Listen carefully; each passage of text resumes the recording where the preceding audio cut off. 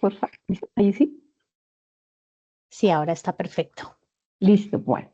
Entonces decíamos que en esta segunda web vamos a ver toda la parte de la planeación de las pruebas de software. Aquí pues vamos a ver algo de niveles de pruebas, tipos de pruebas, pruebas estáticas, gestión de las pruebas y métricas de calidad.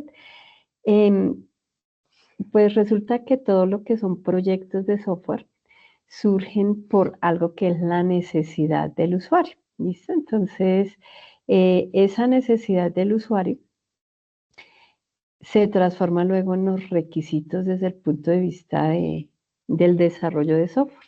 Hay alguna necesidad, mediante el software damos, digamos, solución, pero previo a eso, pues hicimos una labor de análisis en los requisitos de software. ¿Listo? Entonces, pues después de esto viene toda la parte de diseño, de desarrollo y llegamos a la parte de pruebas. Esa parte de pruebas lo que nos va a permitir a nosotros es verificar que estos requisitos que nosotros plasmamos acá, pues se hayan cumplido de cara al usuario, o sea, que esa necesidad esté satisfecha. Eso es lo que nosotros verificamos desde el punto de vista de software.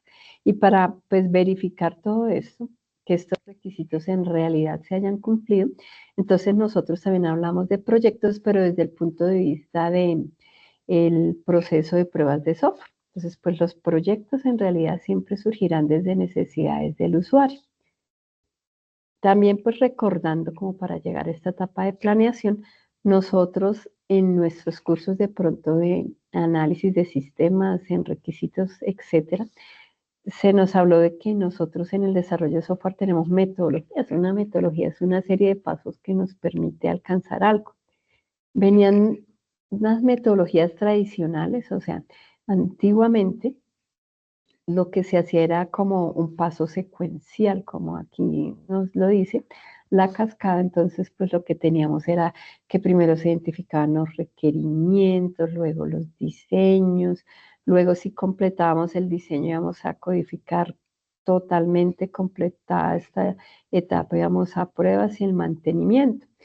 Pero pues digamos, debido a que las necesidades de la empresa y del usuario cambian tanto, surgió la necesidad de agilizar un poco ese proceso y entonces es cuando venimos con metodologías ágiles, el mundo ágil. Pues en el mundo ágil lo que hacemos es tomar el problema y hacer como pequeños desarrollos o pequeñas partes y entonces desde aquí venimos con una digamos una iteración donde hacemos la planeación, luego diseño, pruebas, liberamos y volvemos a hacer otro ciclo y así hasta que completamos el producto. Entonces, pues en esta metodología, como las entregas son más cortas, pues los tiempos de prueba también son más cortos y pues vamos como al ritmo del desarrollo de software. Es más común que pues encontremos metodologías ágiles que estas metodologías. Sin embargo, estas metodologías son, por ejemplo, cuando tenemos un desarrollo de software muy gigantesco, a veces toca eh, implementar algunas cosas de estas, terminar una parte y no ser, digamos, tan frecuentes en los desarrollos, pero es poco común. Lo más común es que estemos en el mundo del agilismo o una mezcla de las dos, ¿no? Pues digamos, no somos como tan 100% que vamos a usar ágil o cascada. Bueno, en el mundo empresarial puede ser que tomamos elementos de ágil y por aquí cositas de cascada y lo adaptamos de acuerdo a nuestra organización. Sin embargo, lo importante aquí de rescatar es que pues siempre estaremos acá en la etapa de pruebas, que es lo que a nosotros nos concierne como analistas de pruebas. Las pruebas en ese ciclo de vida de desarrollo de software, pues hay también pruebas en la parte de desarrollo, que es pues la que siempre, digamos, desde este punto teórico se nos ha contado, que hay un desarrollo y que entonces pues nosotros vamos a probar ese desarrollo. O sea, que hagamos un agilismo, una metodología ágil o algo pues un poco más secuencial. Sin embargo, pues se dice que en la evolución del software o en el mundo, digamos, en el tiempo de vida útil de un software, en el desarrollo más o menos se invierte el 20%. En cambio, en el mantenimiento estamos hablando del 80%. Eso quiere decir que pues aquí en esa parte de mantenimiento nosotros vamos a hacer pruebas de mantenimiento y evolución del software. como les comentaba en la web pasada, no siempre el mantenimiento es porque el software me haya quedado con errores, a veces es porque evoluciona, porque necesitamos pues otra, digamos desde el punto de vista de negocio, incluir más cosas, porque cambia la normatividad, porque la misma organización, por ejemplo, pues necesita incluir nuevas áreas mm, que no están reflejadas en el software, entonces por eso este mantenimiento, porque a medida que las organizaciones evolucionan, pues el mantenimiento de software se hace necesario si están usando el software, ¿no? Si se libera un software y nunca nadie más pidió algo, pues o es un software muy chiquito que está funcionando muy bien, pero inclusive hasta un Excel en algún momento requiere cambios, o es que no están usando el software, lo cual sería lastimoso. Entonces, pues nosotros sí, a medida que evoluciona el software, también estamos desde nuestro proceso de pruebas allí. Y allí entonces, pues como ya sabemos que las pruebas pueden ser sobre el desarrollo o sobre toda la parte de evolución del software, entonces hablamos de un concepto que se llama niveles de pruebas. Entonces ya sabemos que las pruebas siempre nos permitirán garantizar la calidad del software, es decir, que mediante esas pruebas nosotros veamos que el software funciona, que responde a las necesidades del usuario y demás. En esos niveles de pruebas, entonces, pues vamos como de lo micro, de lo más pequeño a lo general. Es decir, lo primero que se prueba es un componente. Entonces, ¿qué puede ser un componente desde el punto de vista de software? Puede ser, por ejemplo, digamos, una página que se liberó. Adicionamos una nueva clase, por ejemplo.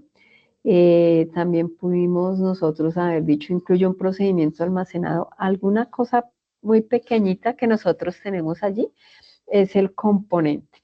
Estas pruebas de componente por lo general las hace el desarrollador, que son lo que nosotros conocemos como pruebas unitarias.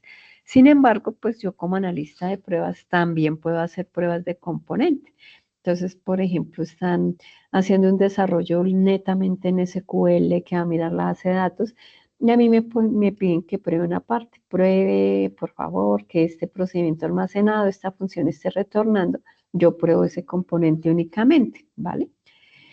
Esos componentes, pues seguramente, por ejemplo, si el desarrollador construyó una nueva clase o un nuevo reporte, una nueva página, se tendrá que integrar a algo que ya está.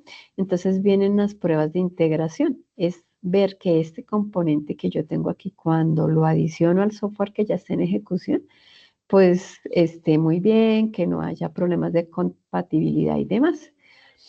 Si yo voy a mirar todo el sistema, entonces pues precisamente estas son pruebas de sistema.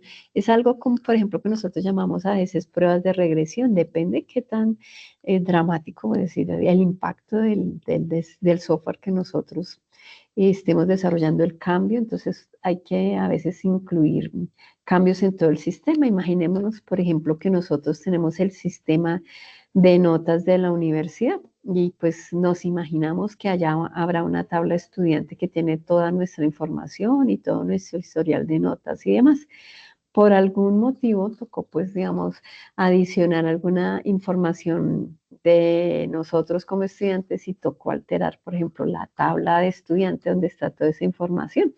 Pues como esa tabla de estudiantes es tan importante en la organización, entonces seguramente estará atada a reportes, a la inserción, consulta, actualización de datos y por ende nos toca probar todo el sistema porque el cambio que se hizo pues impactó todo, entonces nos toca juiciosamente volver a mirar no solamente el pedacito que modificó el desarrollador, sino todo. O, por ejemplo, cuando estamos probando un desarrollo que va a salir la primera vez, pues estos son pruebas de sistemas, cuando probamos todos, el sistema en global, no los componentes. Y si nos damos cuenta, vamos subiendo de lo particular a lo general.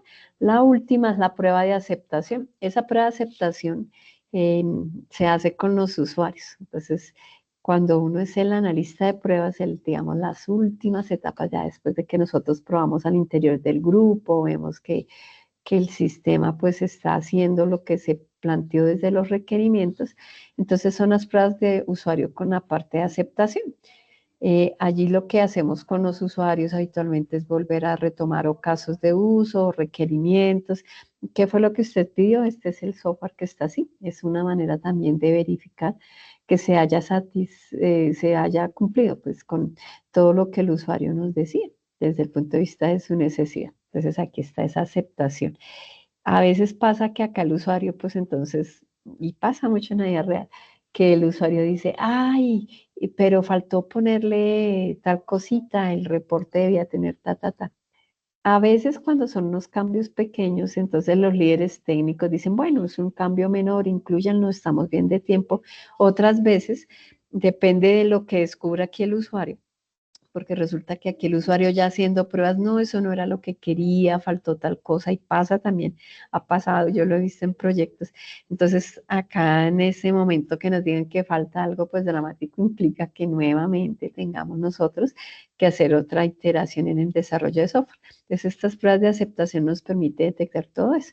Si esa etapa, por ejemplo, requerimientos fue muy buena, entonces sí implementamos lo que el usuario necesitaba. Si él nos dijo todo, o después ya cuando el software descubre que le faltó algunas funcionalidades que son críticas para el negocio, etcétera. Entonces, pero pues estas son las que hacemos finalmente casi que para entregar el producto. Entonces, cuando hay un equipo de pruebas o hay alguien de pruebas, el analista de pruebas, ese analista es el que se sienta aquí con el usuario final. Entonces, pues bueno, esos eran los niveles, ¿no? Entonces, recordemos que vamos desde el componente hasta las pruebas de aceptación, o sea, vamos de lo pequeño a todo el sistema. Las pruebas también tienen unos tipos de pruebas. Entonces, hay pruebas funcionales, no funcionales de caja blanca y asociadas al cambio según lo que dice la metodología ISTQB, que es la que nosotros pues estamos siguiendo. Las pruebas funcionales nos permiten ver, como su nombre lo indica, que la aplicación es, que las funcionalidades de la aplicación realmente pues están haciendo lo que deben realizar. Esto casi que se asocia a requerimientos funcionales. Entonces, por ejemplo, si nuestra aplicación es una tienda de comercio electrónico, pues miraré que lo mínimo que debe hacer la página funcione, ¿no? Agregar al carrito, hacer una compra, eliminar productos, y todo lo funcional lo miro acá. Entonces, si es un sistema médico, por ejemplo, que yo pueda pedir consultas médicas, que pueda consultar precisamente cuándo me quedaron esas citas, que de cara de vista al médico, que él pueda ingresar la información de la historia clínica y demás. También debemos probar los requerimientos no funcionales, porque ¿qué sucede? Resulta que también a veces nosotros en el afán o el equipo de desarrollo, entonces, de cumplir con el requerimiento, pues implementan la parte funcional muy bien, pero los requerimientos no funcionales, pues a veces no son tan claros. ¿Qué pasa con los requerimientos no funcionales? Los no funcionales, entonces, pues, son asociados, por ejemplo, a la usabilidad. Entonces, requerimientos asociados a tiempos de respuesta, accesibilidad, porque ustedes ya saben que de todas maneras, esos son cosas que se deben contemplar en el desarrollo, ¿no? Entonces, en la página de la UNAD, por ejemplo, vemos aspectos asociados a accesibilidad, cuando vemos por ejemplo, en la esquina del campus que uno puede agrandar la letra, cambiar el fondo, sí, para que las personas de baja visión puedan allí acceder. Hay pruebas de caja blanca, entonces esas pruebas de caja blanca lo que permiten es que nosotros pues miremos el código. Entonces desde la caja blanca nosotros podemos ver el código y algunas secciones. También hay pruebas asociadas al cambio. Entonces son esas pruebas de, digamos, de mantenimiento del software. Cuando yo estoy haciendo pruebas asociadas al cambio, lo que tengo que ver es que lo que funcionaba, pues siga funcionando sin inconveniente. Y pues esa es una clasificación de tipos de pruebas. Nosotros por lo general pensamos en las funcionales, no voy a mirar que este desarrollo funcione, pero pues vemos que también hay otros tipos de pruebas como los no funcionales, los de caja blanca, cuando nos permiten ver el código y demás. Hay unos tipos de pruebas, digamos, que son las pruebas estáticas. Esta es la evaluación manual de productos de trabajo, como dice acá. Entonces, pues ya vimos que hay niveles de pruebas, ya vimos por ahí una clasificación de pruebas, pero también hay algo que conocemos como las pruebas estáticas. ¿Qué pasa? En el ciclo de vida del desarrollo de software no siempre puede ser que estemos liberando código. Si el desarrollador tanto da algunos días en entregar algo, entonces pues nosotros desde el punto de vista de las análisis de pruebas, podemos hacer una evaluación de esos productos de trabajo. Entonces, ¿cuáles son esos productos de trabajo?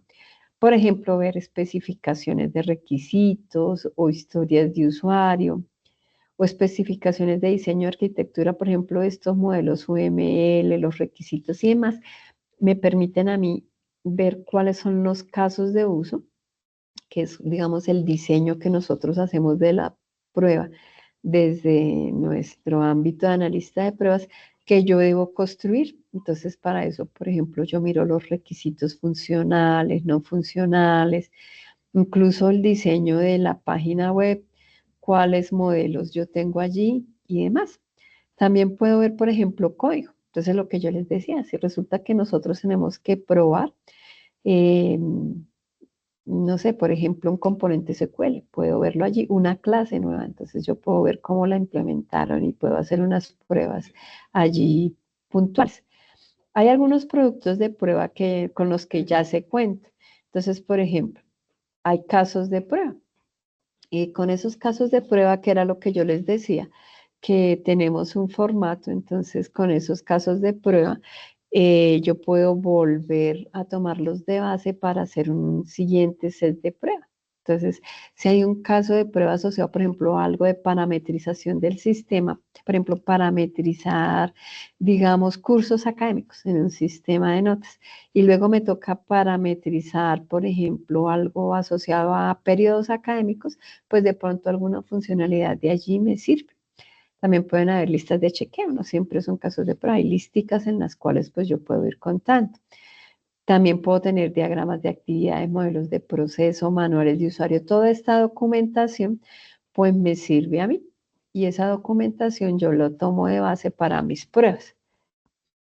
Hay también pues algunas métricas de calidad que nosotros tenemos en cuenta. Todo esto es un panorama que nos permite a nosotros ver hacia dónde dirigimos nuestras pruebas, ¿no? Entonces ya vemos que hay tipos de pruebas, niveles de pruebas, que yo puedo planear y diseñar mis pruebas sobre la documentación. Pues también hay algunas métricas de calidad, que es algo con lo que vamos a estar trabajando en esta actividad y la otra. Hay una calidad interna.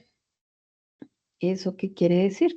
Que entonces, por ejemplo, sobre los productos de software que no son ejecutables, por ejemplo, sobre la documentación, sobre el código fuente y demás, hay alguna calidad. Entonces, por ejemplo, ¿qué tan claras son los comentarios del código? ¿Qué tan organizado es el código? ¿Qué tan documentado está? Estos son productos que aún no son ejecutables, pero esta calidad interna también influye en el software como tal cuando ya está en ejecución, porque entonces esto sí nos permite ver el comportamiento del sistema. Entonces puede ser que, por ejemplo, el código, no sé, tenga algunas, por ejemplo, funcionalidades que no son óptimas en cuanto a rendimiento y tiempo, y entonces se va a afectar acá. Y eso influye también con la calidad en uso. Si un producto pues es complejo para el usuario, si es demorado, si no cumple con las necesidades, en el contexto real pues no tendrá el uso que se deseaba de parte de esos usuarios. Y todo este panorama, que es como, digamos, un acercamiento inicial en cuanto a los tipos, niveles de pruebas, las pruebas estáticas, es para llegar a algo que es planear el esfuerzo de pruebas de las pruebas de software como tal. Como les comentaba hace un momento, pues desde el punto de vista de software hay diferentes proyectos, ¿no? Entonces, realizar todo un proceso de pruebas también es un proyecto asociado a toda la parte de pruebas de software y como todo proyecto es importante planear, muchachos, planear el esfuerzo porque de pronto nosotros decimos, sí, sí, eso lo pruebo en 2 días. Y resulta que el componente de software era muy grande, no alcanzamos a probar, luego viene pues, digamos, todo el estrés técnico y laboral de ustedes no cumplieron con esto que habían dicho, si se puede liberar a producción o no. Entonces, por eso es importante planear el esfuerzo. Para eso hay un documento que vamos a empezar a elaborar, que es el plan de pruebas de software. Entonces, imagínense muchachos que para planear ese esfuerzo nosotros lo que tenemos es un documento donde nosotros vamos a describir las actividades de prueba, tanto para los proyectos de desarrollo como para mantenimiento. Cuando imagínense, por ejemplo, ustedes que hagamos una migración. que el software sí está funcionando y está, por ejemplo, en Java, y lo vamos a cambiar de una base de datos Oracle, por ejemplo, a MySQL. Seguramente en toda esa migración, entonces nosotros tenemos que hacer pruebas de lo que ya venía funcionando, funciona bien, y hagamos una parte aquí de mantenimiento. Ese plan de pruebas de software pues se basa aquí en una norma ISO, que es la 29119, que es la de software testing. Allí hay un apartado de pruebas de software. El plan de pruebas de software, como nos permite a nosotros planear, viene toda la parte de el enfoque de pruebas allí. Entonces es algo que siempre definimos en la planeación de pruebas. ¿Qué quiere decir el enfoque de prueba? Que, por ejemplo, ¿cómo me voy a orientar yo? Me voy a analizar, por ejemplo, me voy desde la analítica a orientarme a los requisitos. Voy a seguir todos los requisitos de prueba y así será mi prueba. O voy a basarme en un modelo. Entonces, por ejemplo, un modelo de procesos, de esos que hacen los ingenieros industriales, y por ejemplo, un proceso puede ser el pedido de un cliente. Y en el proceso ellos seguramente en los procesos van dibujando el cliente hace el pedido, luego se verifica la existencia en inventario, luego el inventario se descuenta, bla, bla, bla, para ver con ese proceso que ellos han graficado nosotros cómo lo hemos reflejado en el software. Hay pruebas que nosotros llamamos metódicas porque ya hay una lista. Entonces, pensemos en algo que siempre están modificando. Imaginémonos que es el reporte de notas de nosotros como estudiantes. Entonces, allí, por ejemplo, habrá una lista que el usuario puede ingresar con su número de cédula, que le aparezcan todos los periodos que ha cursado, que le aparezca el promedio histórico y demás. Seguramente si uno hiciera pruebas allí puede hacer una lista y con esa lista puede hacer como un chequeo de que todo lo que está funcionando funcione bien. Hay pruebas también que van de acuerdo a reglas o estándares externos, conforme a un estándar. Por ejemplo, todo lo que es el tratamiento de historias clínicas de usuario, eso tiene también una normatividad vigente en cuanto a seguridad y demás, y nos toca comprobarla. Hay otras pruebas que son orientadas por expertos, que son dirigidas. Entonces, imaginémonos nosotros que, por ejemplo, estamos desarrollando un software para odontología. Nosotros vamos a probar el software, pero nosotros no somos expertos en odontología y allá los odontólogos andan con un grafiquito donde están todos los dientes y las muelitas dibujadas. Y ese es el odontograma a nivel digamos, de software que ellos visualizan para decir la muelita número tal. Y pues ellos seguramente desde su punto de vista necesitan ver que lo que estén ingresando en ese gráfico les quede bien reflejado de acuerdo a sus reportes y demás. Ahí nos toca apoyarnos con el usuario y ese usuario en ese caso sería un experto, porque nosotros pues no somos del área de salud, no somos odontólogos, pero sí tenemos que ver que el software le sirva, por ejemplo, a ese odontólogo. Y hay las que se llaman adversa a la regresión, que son las que son gracias a que tocó incluirle un cambio. Entonces, la idea de la regresión es evitar que dañemos lo que ya se está allí en producción y que está funcionando. Nosotros, pues, dentro de nuestro plan de pruebas de software que vamos a elaborar entre todos, tenemos que seleccionar un enfoque de la prueba. Seguramente lo más probable es que nosotros, pues, estemos pensando, por ejemplo, en una prueba analítica de acuerdo a unos requisitos o a unas funcionalidades que nosotros identifiquemos de ese sitio que seleccionemos entre todos. O, por ejemplo, también podríamos decir que podría ser, no sé, si encontramos el modelo de cómo funciona algo, pero muy probablemente será analítica, porque en este momento pues nosotros no tenemos, por ejemplo, un conjunto predefinido para decir que estamos verificando. Ese es el enfoque. Entonces, como les decía, como en ese documento nosotros plasmamos toda la planeación de pruebas de software, ese documento tiene, por ejemplo, los objetivos de pruebas, los riesgos, ese enfoque que acabamos de decir los recursos, o sea, quiénes son el equipo de trabajo, qué otros recursos se requieren, qué actividades de la prueba, un calendario, qué métricas usaremos y el presupuesto. Todo esto, pues todo este compilado que hacemos del plan de pruebas de eso para el inicio de un proyecto, pues nos sirve para decir esto es lo que vamos a probar, esto no se va a incluir en una prueba, este será el enfoque, este es el tiempo que estimamos, este es el grupo de trabajo y demás. Chévere, porque estos planes de prueba pues ya nos permiten ver las pruebas de una manera muy organizada y gestionarlas, ¿cierto? Entonces, qué interesante nosotros también aprender a hacerlas desde nuestra tecnología. Hay también unas pruebas en mantenimiento, ¿no? Y que son las pruebas de regresión. Esas son por la evolución del software. Entonces, a medida que el software evoluciona, pues entonces van incluyéndose cambios y entonces las pruebas de regresión, como decíamos hace un momento, lo que tienen que garantizar es que no se vaya a dañar algo que ya está funcionando. Entonces, por ejemplo, que si nosotros liberaron algo en el sistema donde nosotros podamos acceder a los cursos virtuales, porque ahora vamos a incluir el uso de algún elemento adicional allá donde en el campo nos salen los cursos, que no se dañe lo que ya está funcionando, que eran nuestros cursos. ¿Listo? Entonces, eso es, por ejemplo, la evolución de software. Viene también pues un calendario de pruebas, ¿no? Entonces ya dijimos que en la prueba vemos el enfoque, que hay unos objetivos y demás, pero debemos también establecer un calendario, eso es de las actividades siempre un poco complejas, tanto en desarrollo como en pruebas, porque a veces nosotros nos dicen, bueno, ¿cuánto tiempo usted gastará? Y estimar a veces puede ser acertado, pero a veces nos podemos ir muy por debajo y estar corriendo contra cronograma, que muchas veces sucede, o muy por encima y nos sobra tiempo, que pues eso pues, casi no pasa. ¿Cómo puede uno pues estimar todo ese calendario de pruebas? Uno debe tener en cuenta, por ejemplo, la prioridad. ¿Qué es lo primero que debo probar? Seguramente en desarrollo identifican algunos componentes que son críticos.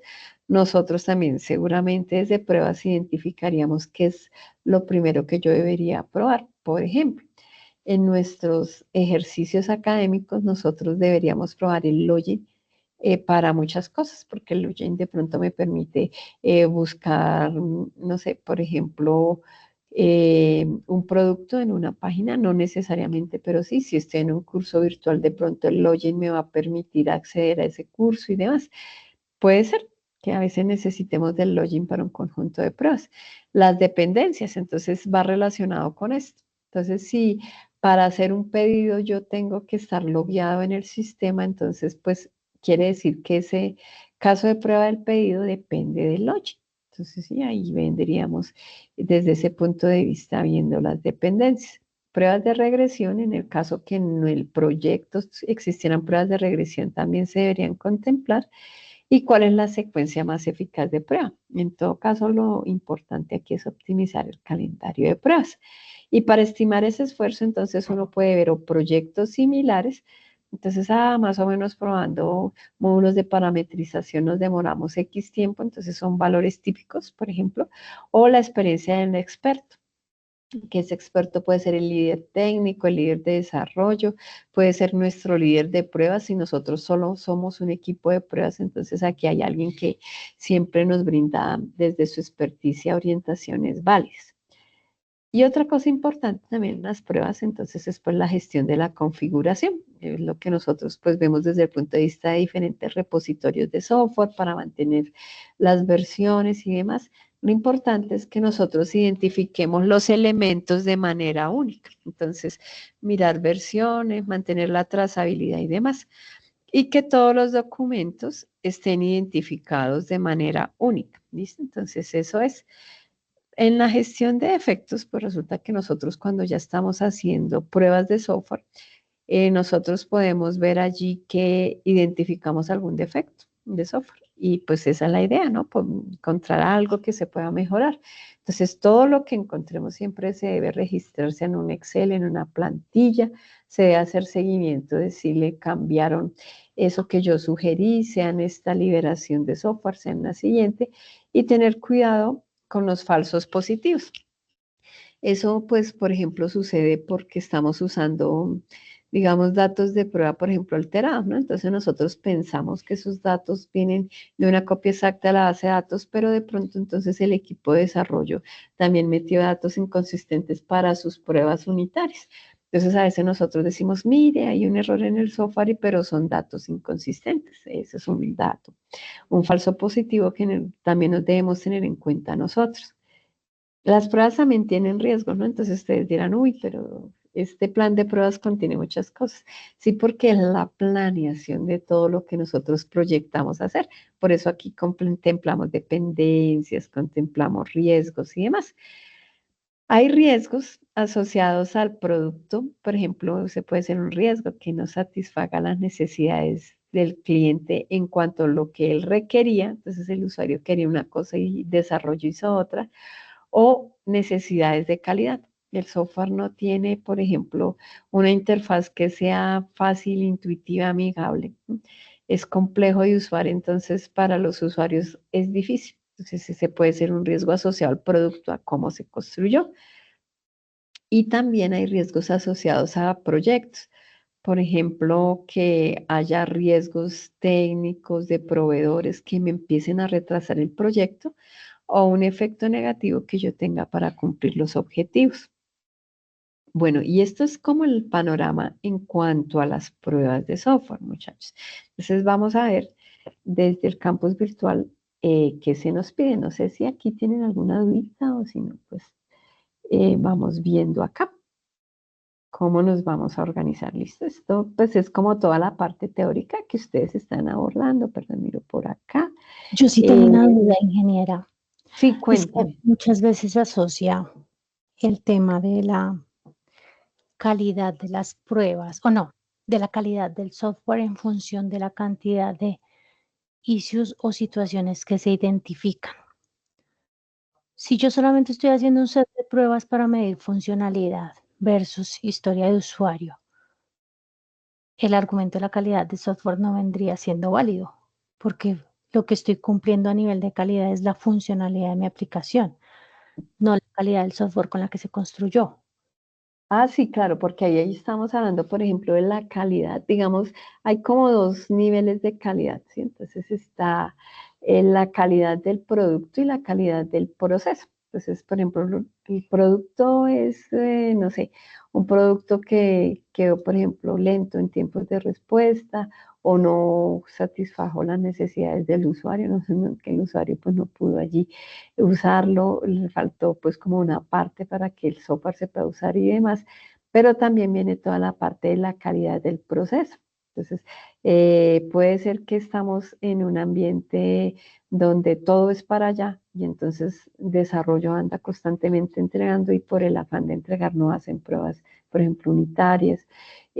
Nos presionan a nosotros como analistas de pruebas, que eso también pasa. Libere, libere, permita que eso salga a producción. Entonces, todos esos escenarios existen en la vida real y a veces, pues, aunque uno quisiera de alguna manera cubrirlos todos, no se alcanza por el tiempo. Entonces, también hay una cuestión en cuanto al proceso de desarrollo de software que va a impactar directamente, pues, todo ese, digamos, esa calidad, porque tanto es el software en sí como el proceso con el cual se construyó.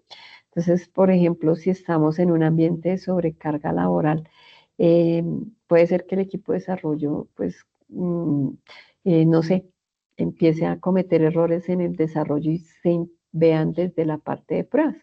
O la otra es que a nosotros nos den un poco tiempo para probar, porque a veces en algunos líderes de desarrollo o de jefes técnicos piensan que la prueba sale, pues, ay, ¿qué tanto es probar? Pero en realidad si uno quiere hacer el trabajo juicioso, pues entonces toca diseñar la prueba, ejecutarla y demás.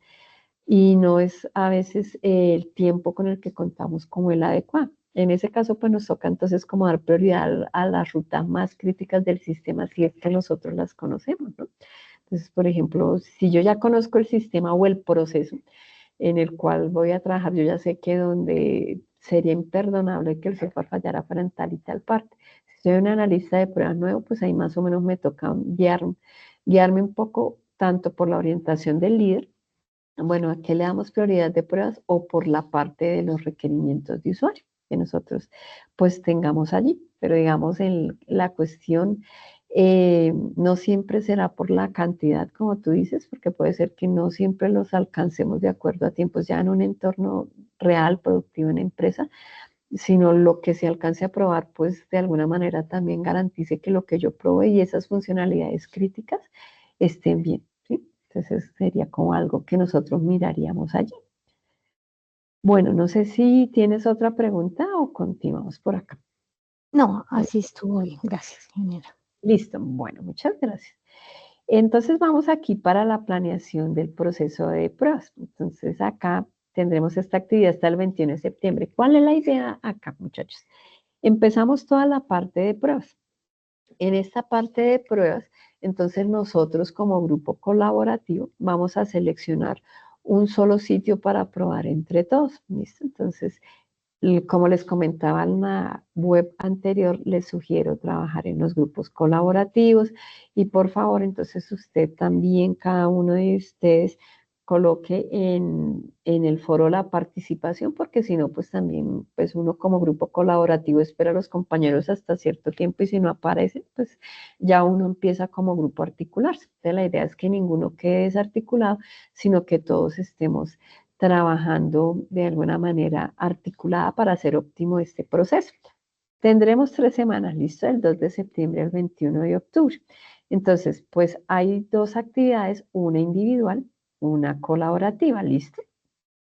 ¿Qué vamos a hacer? Paso uno. Paso uno. Esta semana, de acuerdo a los sitios que todos sugerimos dentro del grupo colaborativo, yo se los recordé ahí en el foro. Entonces vamos a elegir todos un sitio. Vamos a ir votando. Yo voto por YouTube, yo voto por Temu, yo voto por sí, lo que hayan colocado ustedes, Netflix, Spotify, etcétera.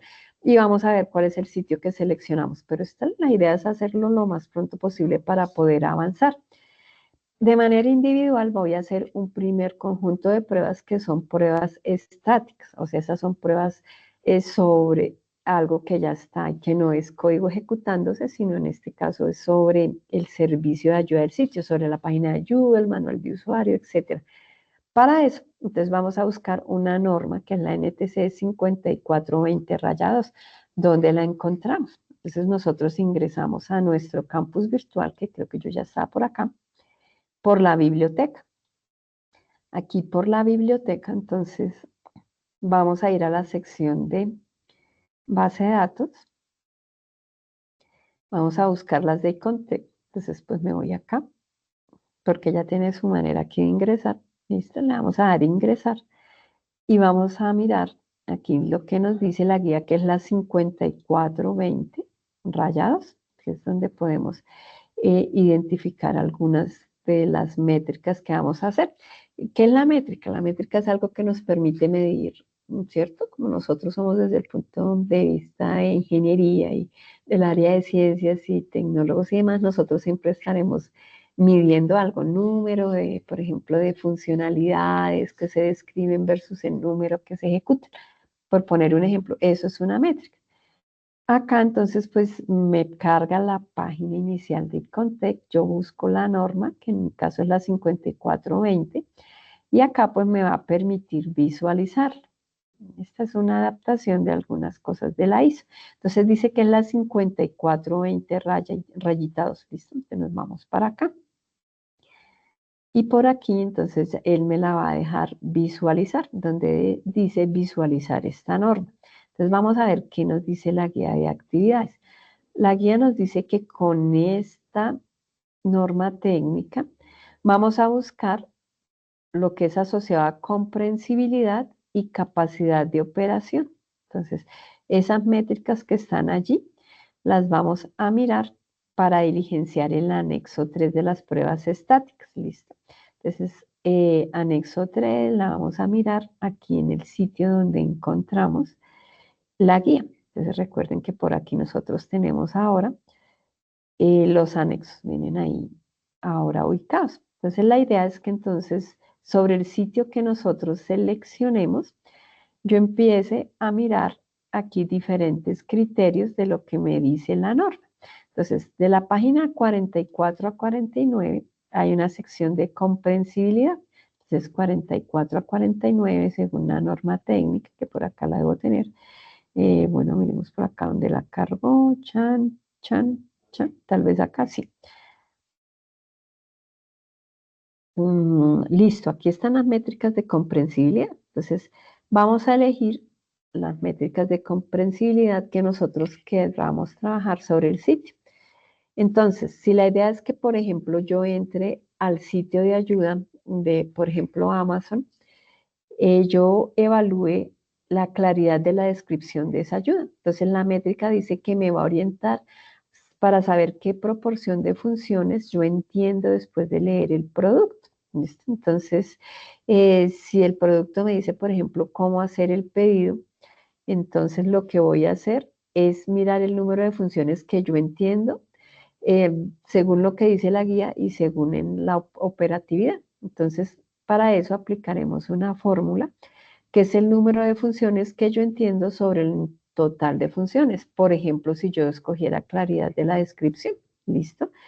Eso es lo que vamos a mirar, estas métricas externas de comprensibilidad. El total es que nosotros vamos a usar de estas métricas, vamos a usar 4 métricas. Entonces vamos a escoger las que deseen de comprensibilidad y de capacidad de operación. Por ejemplo, esa que estábamos viendo, si la quieren usar, ustedes le coloquen acá. El nombre de la métrica pues proviene de acá, entonces la métrica se llama claridad de descripción y también me dice acá mi formatico que indique cómo se va a medir la métrica, entonces es esta formulita que yo tengo acá, ¿listo? El valor de la métrica es cuando yo ya lo calculé, entonces, por ejemplo, de 5 funciones que me describe la sección de búsqueda en Amazon, yo entiendo 4. Hay una que me es confusa, entonces 4 sobre 5. Entonces ahí me da un valor. Y una pantallita donde yo valide ese criterio. Entonces recuerden que ahí colocamos la pantallita y vamos numerando de acuerdo a APA. ¿Listo? Y decimos si cumple o no. Entonces, si en realidad ese producto tiene una claridad en su descripción o no. Esto mismo entonces lo puedo mirar con otras métricas de comprensibilidad o la capacidad de operación que es la 55. Aquí tenemos unas de comprensibilidad, todas estas, ustedes pueden leer cuál es la que más les gusta y escoger unas 2 o 3 como quieran. La otra entonces hablábamos de la capacidad de operación, que son los de la página 55. Entonces, por ejemplo, comprensibilidad de los mensajes de la plataforma. Entonces, fíjense que estamos solo sobre la parte de ayuda del sitio, pero ya estamos evaluando todos estos aspectos, ¿no? Entonces, por ejemplo, ¿puede el usuario entender fácilmente los mensajes del sistema? Puede ser, no sé, podríamos validar eso.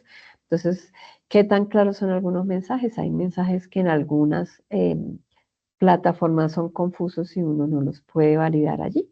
Entonces, ustedes lo mismo, dicen, por ejemplo, voy a trabajar sobre esta métrica, la métrica dice que tiene esta fórmula, el número de veces que el usuario tiene dificultad para comprender un mensaje sobre el tiempo de operación. Entonces, a medida que aparece el mensajito, por ejemplo, ¿qué tanto demora? Y ustedes pueden ver aquí otros, por ejemplo, mensajes de errores que sí se pueden explicar, son autoexplicativos y demás. Entonces, la idea es que a nivel individual nosotros leamos aquí la norma ICONTEC y vayamos diligenciando por acá 4 normas, ¿listo? Entonces, 4 métricas, perdón. Y la última acción es algo que nosotros llamamos revisión por pares. ¿Cuál es la idea? Que cuando yo ya haya seleccionado mis 4 métricas y las haya ejecutado, yo las publique en el sitio y en el foro. Puede ser que otro compañero seleccione la misma métrica, todos estamos sobre el mismo sitio, pues es muy probable que, por ejemplo, Sandra diga, yo voy a mirar la claridad en la descripción y yo también. No hay problema, pues la idea es que estamos haciendo un ejercicio de acercarnos a la métrica, pero lo que sí vamos a hacer es algo que se llama la revisión por pares. Entonces, yo miro las métricas que Sandra abordó, ella mira las mías y entonces podemos mencionar algo para destacar, como dice aquí, y algo que yo le completaría. Entonces, yo destaco que a mí no se me ha ocurrido, por ejemplo, verificar que los mensajes de error, pero es un buen aporte que hizo la compañera Sandra, porque bla, bla, bla. O qué le completaría. Yo diría, en esa métrica sería interesante también validar tal cosa si ustedes así lo consideran. Y concepto de esas pruebas estáticas es para una validación por pares. Por eso nosotros pues vamos de alguna manera viendo que en la vida real, en los grupos de pruebas, pues a veces existe esa validación por pares con otro compañero o con nuestro líder de pruebas, ¿listo? Entonces, esto lo vamos a hacer de manera individual sobre el sitio, por eso, pues digamos, el afán de seleccionar el sitio. Lo segundo que vamos a hacer, entonces ya después de estar por acá con nuestras métricas, es mirar toda la parte que nos indican acá, que va a ser nuestra parte colaborativa. ¿Listo? Entonces, en la parte colaborativa, miremos por acá en la plataforma. En la parte colaborativa, entonces, como les decía, nosotros vamos a hacer la planeación de las pruebas de software. En esa planeación de las pruebas de software, como vamos a elegir un sitio entre todos, vamos a diligenciar todo este anexo 2, que es el plan de pruebas de software. Digamos, el resultado de nuestro diplomado, muchachos, y lo que vamos a construir al final es un documento que nosotros vamos a publicar en la biblioteca. Y eso es chévere porque es una publicación nuestra, ya académica, que vamos a dejar nosotros allí. Y para eso, entonces, vamos a ir construyendo el documento en cada una de estas etapas. Este plan de pruebas que nosotros vamos a diligenciar seguramente será algún apartado de ese documento que vamos a construir allí. Bueno, entonces aquí viene el plan de pruebas y aquí dice que pues diligencia las secciones que están en color gris. El plan de pruebas, como hace un rato decíamos, tenía un alcance, un propósito y demás, entonces como grupo vamos a ir diligenciando esto. Una breve introducción sobre qué es un plan de pruebas, ¿listo? Entonces aquí pueden colocar y una descripción del sitio. Hemos seleccionado el sitio Netflix, el cual es una plataforma de entretenimiento que tiene video on demand y demás, ¿listo? Un propósito del plan de pruebas que ustedes pueden colocar allí. Un alcance de las pruebas, entonces el alcance es qué vamos a probar. Entonces, estas funcionalidades sí las vamos a probar. Entonces, supongamos que vamos a entrar a la Panamericana.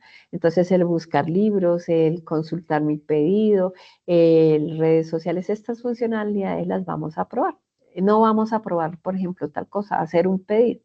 Hasta allá no vamos a llegar a hacer un pago por PSI, pero estas funcionalidades sí. Este alcance entonces nos permite a nosotros ya en la vida real decir, hasta acá nos comprometemos como grupo de trabajo, y hasta acá no. Entonces este es el alcance de pruebas. También tenemos los elementos de pruebas. Entonces la idea también es identificar nosotros, es sobre esas funcionalidades que vamos a trabajar, los casos de prueba. El caso de prueba es ese conjunto de pruebas que yo voy a ejecutar sobre alguna funcionalidad particular. Yo siempre les sugiero que como vamos a trabajar de manera colaborativa, entonces nosotros, cada uno se encargue de una sección del sitio, ¿no? Entonces, por ejemplo, supongamos que vamos a trabajar con Falabella. Y entonces, pues, la manera más práctica es decir, por ejemplo, yo me voy a encargar de toda la parte de inicio de sesión. Entonces voy a mirar iniciar sesión, registrarse, mi cuenta, olvidé mi clave. Entonces la idea es 5 funcionalidades o módulos que identifiquemos sobre esa partecita. Puede ser que, por ejemplo, Sandra diga, yo voy a trabajar sobre todo lo que es por ejemplo, buscador aquí sobre la sección, sobre las diferentes secciones. Entonces voy a mirar aquí todo lo que son las diferentes secciones, la búsqueda por la barrita, la búsqueda desde acá, la búsqueda ingresando desde menú, etc. Entonces la idea es identificar 5 secciones de allí o 5 casos de prueba, solo los vamos a mencionar. Todavía no vamos a diseñar las pruebas. Otro compañerito puede decir, por ejemplo, yo voy a probar todo lo que es el carrito, que agregue productos al carrito, que elimine el carrito, que el carrito se deje modificar y demás. Otro compañero, entonces, sobre el mismo sitio puede decir, por ejemplo, voy a probar toda la parte de ayuda, venta telefónica, facturas, todo esto. Entonces, ustedes se van organizando allí como para ir gestionando. La idea es que cada uno se encargue de una seccioncita, es más fácil, es lo que les sugiero, pero pues de todas maneras pues queda a criterio del grupo. Me parece más fácil así para organizarlos. Cuando yo ya haya identificado esa sección, entonces esa funcionalidad que voy a probar, pues le vamos a poner un nombre que se llama el caso de prueba. Entonces, por ejemplo, El módulo que yo voy a probar es inicio, por decir algo, ahí en Falabella. Le vamos a colocar un nombre a ese caso de prueba. Nos dicen que sugerimos esta anotación. Entonces, que sean las 3 primeras letras del módulo que yo seleccioné. Como este es inicio, pues este se llama INI. El nombre del caso de prueba los vamos a ir numerando consecutivos, CP1, CP2, CP3, ¿sí? Y el nombrecito se sugiere que sea con verbos, ¿vale? Entonces, crear usuario o algo así. Y la descripción de lo que voy a probar allí. Entonces, pruebo la funcionalidad de creación. Una prioridad que nosotros estimemos que tan importante es probarlo. Entonces, puede ser media, puede ser alta. Ustedes lo estiman de acuerdo pues a su conocimiento del sitio. Y aquí el nombre de cada analista de pruebas. Entonces, Patricia, por ejemplo, ¿lista? Cuando tengamos todo el listado, entonces vamos a mirar cuántos quedaron priorizados en prioridad alta, cuántos en media, cuántos en baja. En total es que dependiendo del número de integrantes del equipo, entonces tendríamos los casitos de prueba totales que vamos a ejecutar allí. Después de que yo tengo ese listado, que es lo que vamos a mirar acá, vamos a contar qué tipo de pruebas voy a hacer, si son pruebas unitarias, de regresión, todo eso que hablábamos, ¿m? De usabilidad, que seguramente serán esas, y qué enfoque voy a hacer. Entonces, basadas en requisitos, exploratorias, etc. Aquí también podemos consultar el libro el manual del ISTQB. Listo. ¿Qué criterios deben cumplirse antes de que las pruebas puedan ejecutarse? Por ejemplo, que los requisitos en este caso, que el entorno ya esté estable, que esté configurado y demás. ¿Y cuáles serían las condiciones que uno pensaría que deben cumplirse para considerar que las pruebas acabaron? El 90% de los casos de pruebas se cumplieron, por ejemplo.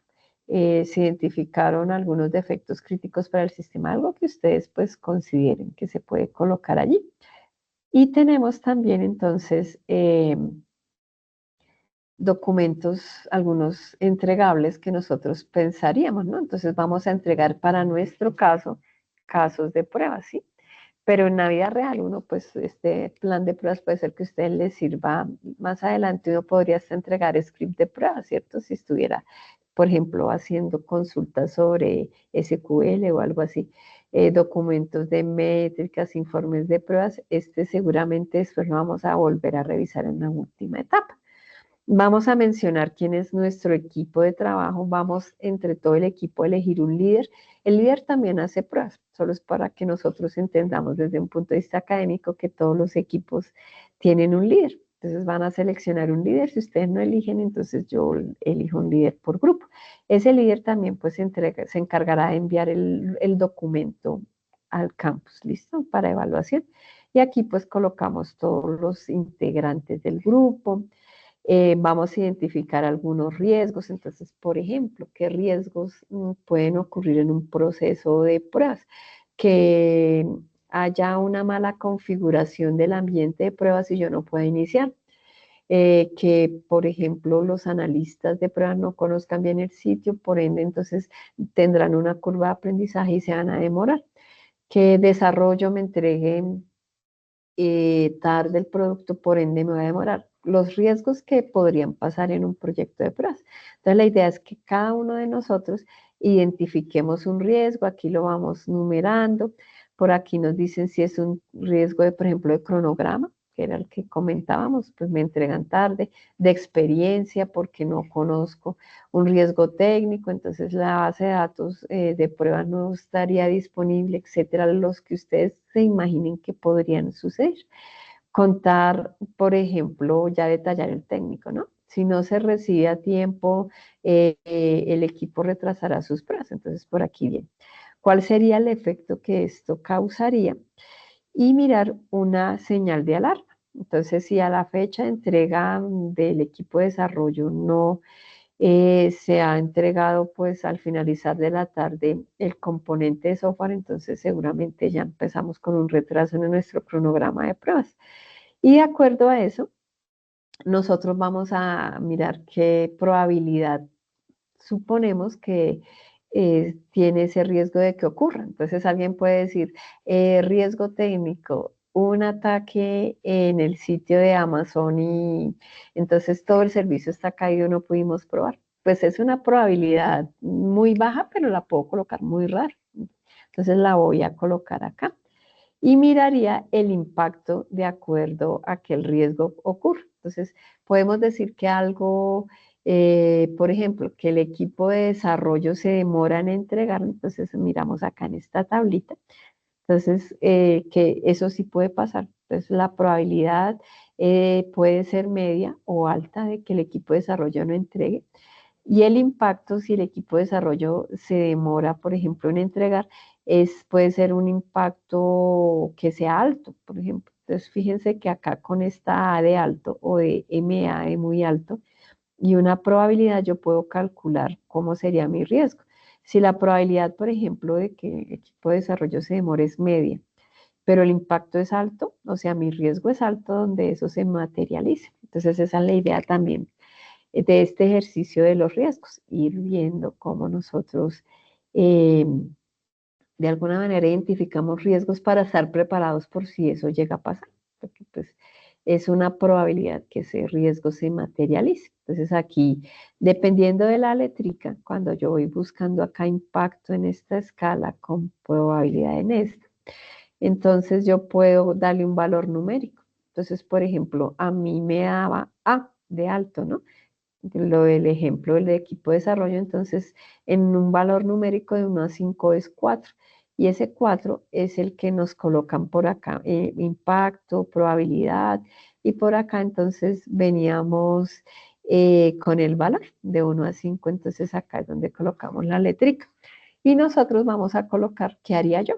Entonces, para ese riesgo, entonces si se presenta, ¿qué llevaríamos a cargo? Entonces, por ejemplo, si el equipo de desarrollo se demora en entregar, yo generaría una alerta al líder técnico, convocar una reunión, lo que a ustedes se les ocurra que podrían hacer.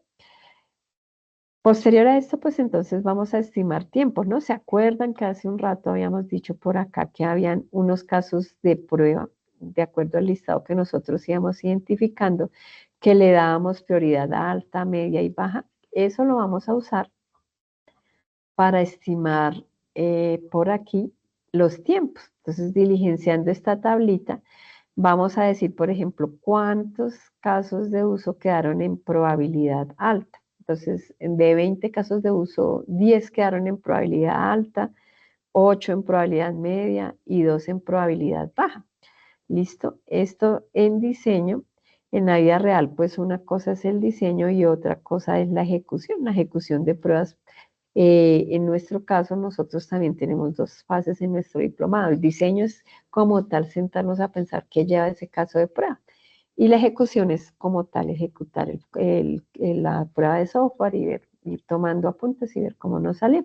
Nosotros entonces tendríamos tres etapas, alta, media o baja. Aquí siempre nos van a preguntar cuál es la cantidad de casos de pruebas definidos como alto, como medio, como bajo, y nos piden una formulita.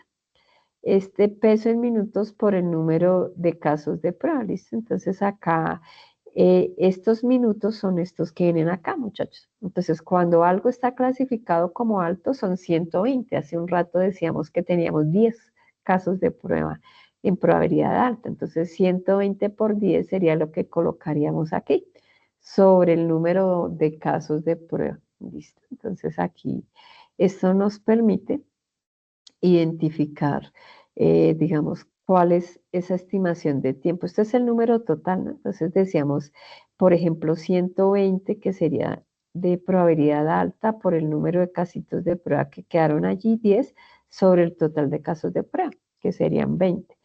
Y así pues hacemos como una aproximación. Es una manera de estimar tiempos, porque pues vamos a suponer que estos tiempos vienen dados por un experto. Entonces, usamos algo de, digamos, de cálculo de expertos para cuadrar allí.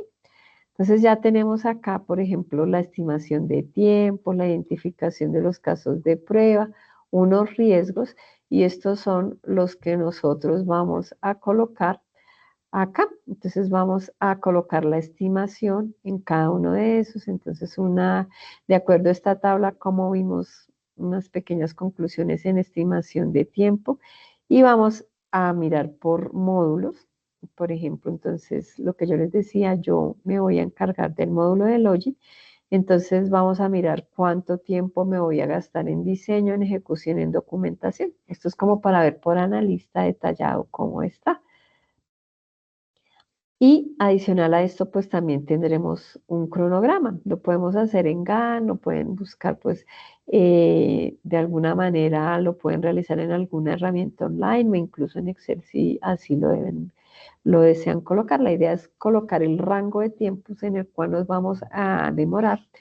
Tenemos un diseño de casos de prueba, que entonces será la etapa que vamos a realizar. Bueno, primero la de pruebas de humo, que fueron los primeros 15 días, vamos a usar el mismo tiempo de trabajo en nuestro diplomado, la planeación que corresponde a las fechas de esta etapa, el diseño que es la etapa siguiente, lo podemos ver por la agenda de curso, ejecución y documentación de entrega de defectos encontrados con las métricas que sería la siguiente etapa.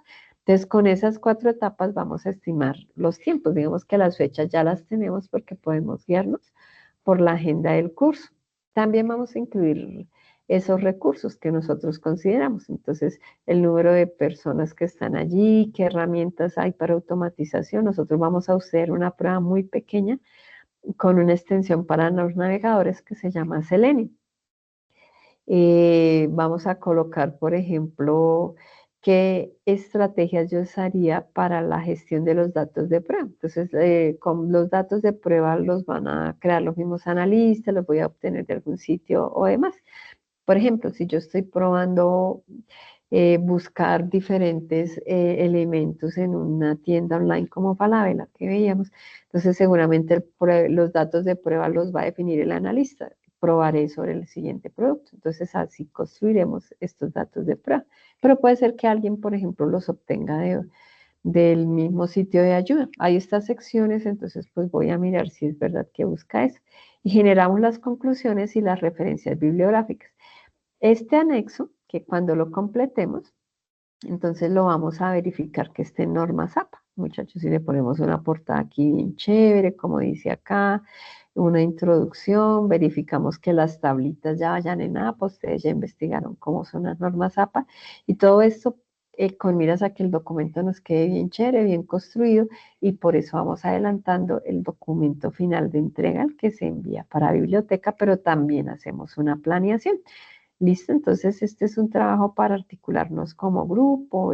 Esta etapa de la planeación pues, nos permite identificar casos de prueba, recursos, cronograma, y esa es la idea que nosotros quien vamos a trabajar allí. ¿Listo? Bueno, esta es pues la actividad que nosotros tenemos planeada. Lleve su parte individual, la parte colaborativa. No sé si hay duditas por acá. O pues ya cuando empecemos a trabajarlas las veremos. ¿Qué dice por allí, Sandra? O todo claro. Bueno, vamos a ver por acá. Perdón, ingeniero, es que no podía quitar el mute. No, yo creo que por ahora no tengo dudas. Supongo que ya con la ejecución de la guía surgirán bastantes, porque está algo extensa. Listo, Pero, entonces, y para contactarnos sería por el chat de el curso, ¿verdad? sí, sí, En el entonces, Teams. Ahí podríamos hablar por el Teams. claro. Entonces, por ejemplo, ¿qué estrategia les sugiero también? La estrategia podría ser que ustedes dentro de los grupos colaborativos o armen un Teams, que es pues como lo más adecuado, porque es, digamos, la plataforma que nos ofrece a nosotros la universidad para podernos comunicar con los compañeros y allí gestionen todo, que por ejemplo este documento lo coloquen en Drive y luego que lo descarguemos le aplicamos lo que falte de normas APA, por eso lo vamos diligenciando entre todos y sería una forma. Lo otro podría ser, por ejemplo, ya por grupos de WhatsApp, pero pues hay compañeros que sí les gusta trabajar por WhatsApp, hay otros que no. Entonces es entendible, digamos, esta parte del WhatsApp, pero como ustedes, digamos, decidan trabajar y articularse, pero sí es importante que armen un grupito para estar con. Bueno, compañeros, elijamos este sitio, vamos a armar el grupo y demás, ¿vale? Entonces, pues esa sería la idea para esta semana y la invitación, ir empezando a seleccionar el sitio, a cuadrar el grupo de trabajo, que alguno elija digamos, ese rol de líder, por eso nos vamos articulando todos los grupos y pues así nos rinde trabajar. ¿Listo? Listo, Inge, muchas gracias. Bueno, gracias, Sandra. Y bueno, gracias a todos. Entonces, como dijo Sandra, seguramente nos van a salir por aquí muchas dudas en la ejecución, pero la idea también es que las podamos ir resolviendo entre todos. A través también del grupo del curso podemos ir aclarando dudas y demás. Bueno, entonces muchísimas gracias y que tengamos una feliz noche. Igual Gracias. para Gracias. Chao, chao. hasta luego.